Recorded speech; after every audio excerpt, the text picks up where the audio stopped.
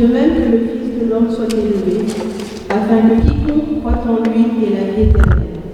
Car Dieu a tant aimé le monde qu'il a donné son Fils unique, afin que quiconque croit en lui ne périsse point, mais qu'il ait la vie éternelle. Dieu, en effet, n'a pas envoyé son Fils dans le monde pour qu'il juge le monde, mais pour que le monde soit sauvé par lui.